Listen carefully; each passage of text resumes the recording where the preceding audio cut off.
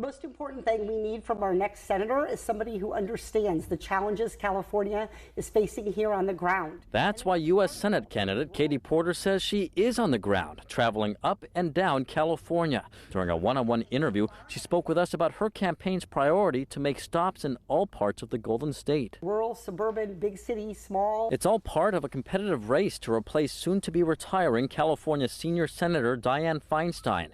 Major Democrats also vying for the seat include Congress members Adam Schiff of Burbank and Barbara Lee of Oakland. Why do you stand out? I think what makes me different is my willingness to shake up how things work in Washington. I'm the only candidate in this race who has never taken corporate PAC money. But it's the issues facing everyday Californians why Porter, herself a single mother of 3, says she believes she's the best to serve. Among the issues she says she comes across in every community,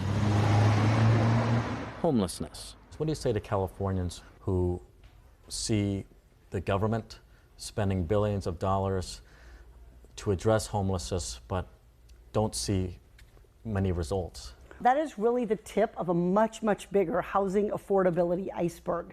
So we can spend the money to put people who are experiencing homelessness into permanent supportive housing, but if we don't fundamentally make a big federal investment in making sure workers can afford housing, we're just going to continue to see that population grow and change. As for her visits in the Central Valley, Porter says she made clear to highlight her goal to transition away from fossil fuels, all in a region where oil production is front and center and a large driver of the economy. What is your message to the tens of thousands of Californians in the Central Valley who work in the oil economy and make their livelihood based on that? California is going to continue to need to have an all-of-the-above energy approach, but we're also going to need to make that transition. And as we do, the question is, can we make sure, as we transition slowly away from fossil fuels to greener energy, that we don't leave any workers behind? And we've seen the research on this, that when people lose their fossil fuel jobs, if we're not very intentional and don't have a strategy, that they wind up making less than they did before. We can't let that happen. Now, with less than 6 months until the March 5th primary,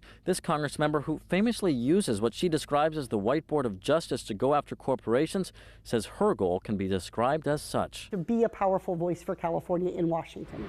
And we extend invitations to all major candidates in this race and plan to interview them as they hit the campaign trail. Reporting in Sacramento, covering local news that matters, Eitan Wallace, Fox 40 News.